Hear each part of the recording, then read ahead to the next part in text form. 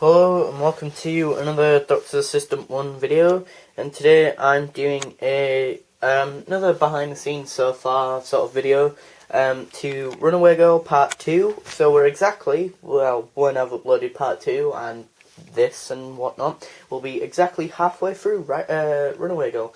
So technically a total, the total amount of deaths in Part 1 and 2 is 5 deaths, which is quite a lot.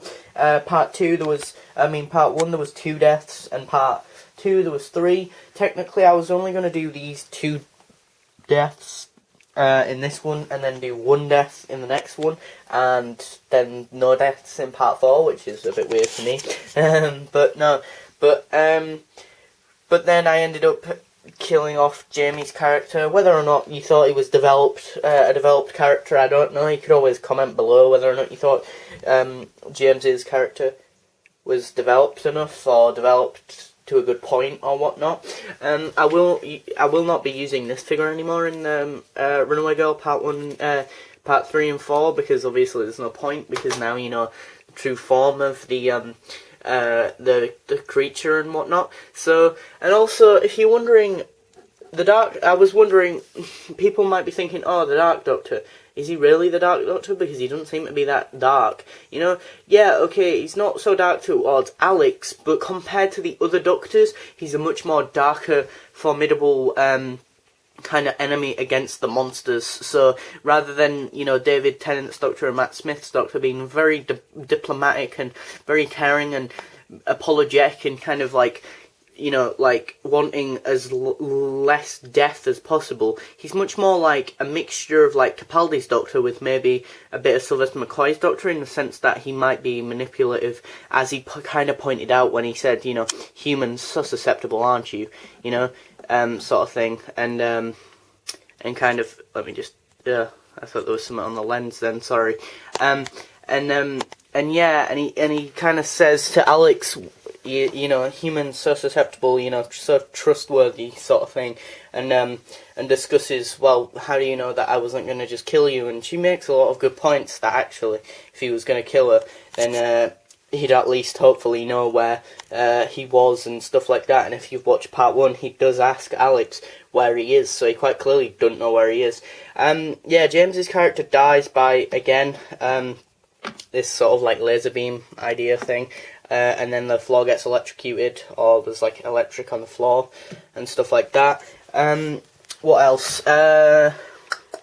Yeah, these 2 characters die. The plot twist, or the sort of development thing, idea thing, was that, yeah, the David Tennant action figure was actually the acrylitane creature. So, yeah, that's that plot twist. There is obviously later sort of developments to Part 3 and 4 and whatnot. My only worry is that it only being a 4-part story, I'm worried that it'll be an anticlimactic ending and that, and it'll be a bit of a cop-out maybe.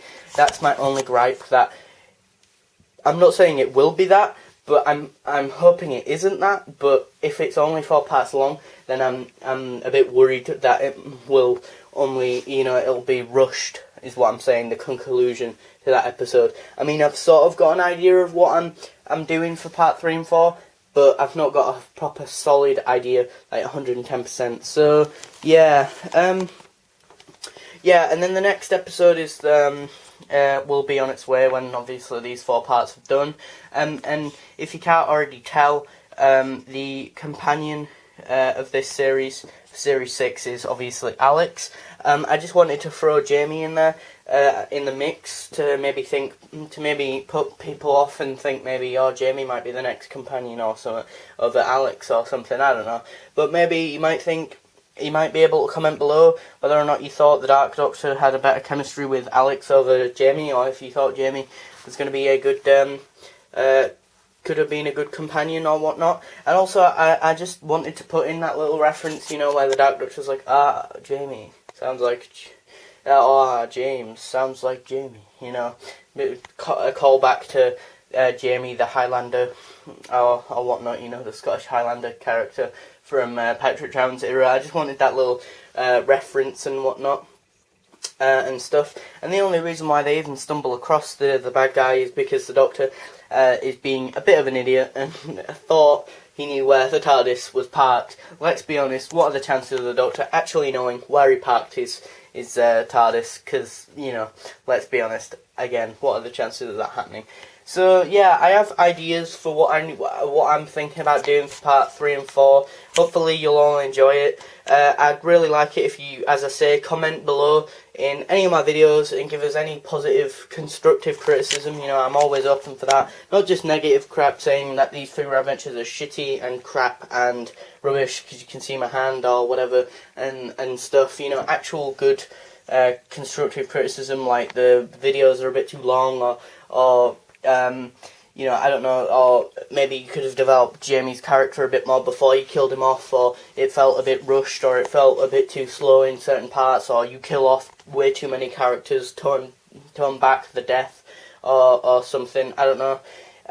Yeah, I really do like getting comments and positive feedback, so I'm always welcome for that sort of stuff. So, as always, thanks for watching, comment, rate, and subscribe.